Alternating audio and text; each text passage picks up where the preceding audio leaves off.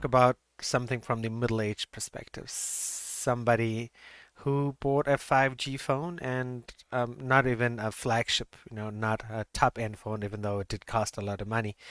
I paid about 1,000 US when this particular phone came out. So, what is this? This is the Samsung Galaxy S20. It is the base model of the phone. You can see this here. It has the six cameras plus the, oh no, four cameras plus the LiDAR scanner. And one of the cool things about this phone is, oh, I love this, is the LED cover. You can see the time that I'm recording this video as well. The cool thing about this LED cover is that it doesn't need a battery or anything. It takes the power from the actual Samsung phone. And so like when I get messages, be it WhatsApp, and I can program different icons for different things.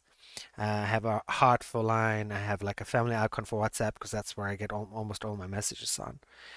But anyway, this is about the Samsung S20. If you're looking for a new phone, if you're thinking about getting into 5G, this is definitely the video for you. So probably one of the coolest things about this phone that you won't get to see, because after this particular video, you're going to see a video of the actual phone, which was recorded using the phone. It has a cool screen recorder function as well.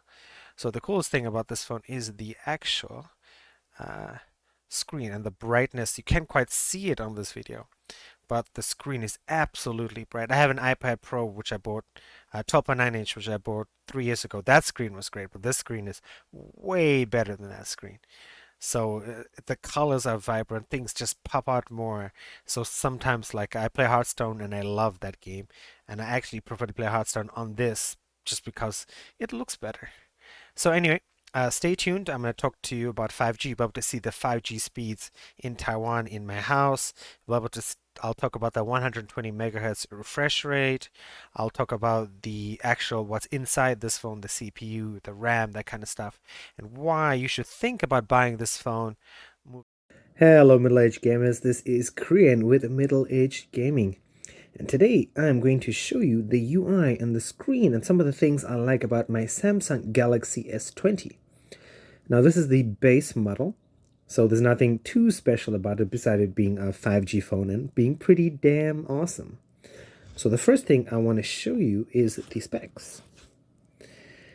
So if you can see the phone at the moment, CPU 53 degrees, the system on the chip 39 degrees, GPU 490 megahertz. But the cool thing about this phone is that it has 8 cores and is based on the 7 nanometer process. So it is really, really fast, and that combined with the 12 gigabytes of RAM makes multitasking, makes having many windows open, makes doing RAM intensive tasks really, really, really good. The base model comes with 128 gigabytes of storage, which I have not used all of it, and me as a middle-aged gamer who doesn't take a lot of photos means I'm unlikely to do so. So that's one of the cool things for work. I always take pictures, and I never have to delete them because it has plenty of onboard storage. So let's talk about the battery as well. The battery is also good. The battery is 3,880 milliamp hours. So I guess this is supposed to be a 4,000 milliamp hour battery. It runs pretty good, even in 5G mode, because I am running 5G, and we'll talk about that just now. And 5G/4G, because I get 5G in the room that I am at the moment, and 5G in some of the places I work at. But in some places I go to 4G plus or just 4G. And that's where, so between the mix of that, the battery life I get typically in a day is when it starts out the day at 100% in the morning or 90 something. By the time I get home at night, with my typical daily usage is like messaging, is watching YouTube videos, it's doing some light word processing. It'll go down to pretty much what it's at right now, 60 to 61, maybe actually less than that. Maybe at the most it's gone down in a day to 55%. Now let's talk about the elephant in the room. The coolest thing about this phone, maybe depends who you are, but for me the coolest thing is the 5G.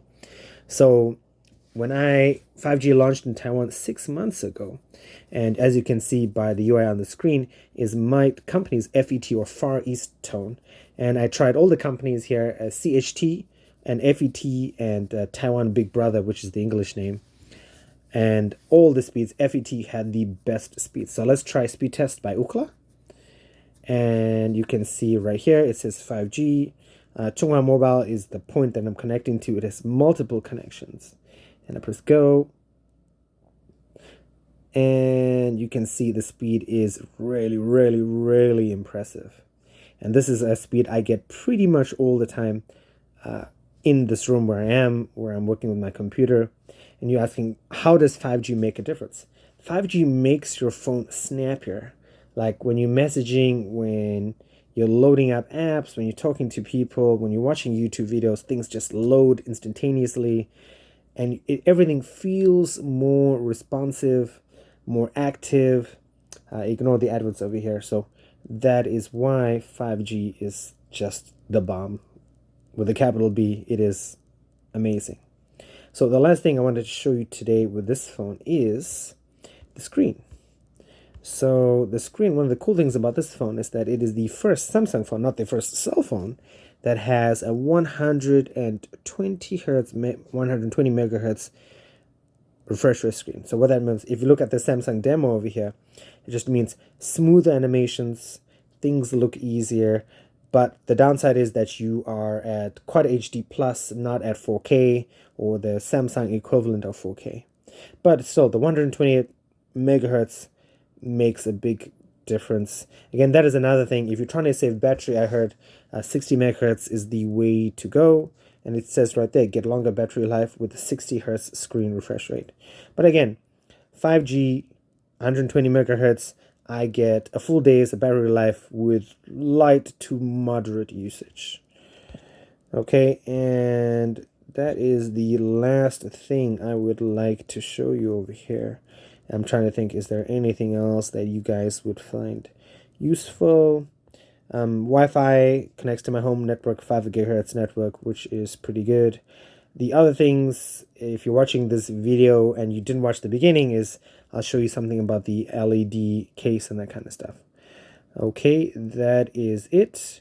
And I will talk to you guys next time. If you like this video, don't forget to subscribe. Follow us on social media because we're really looking forward to that. Thank you very much, guys, and see you next time.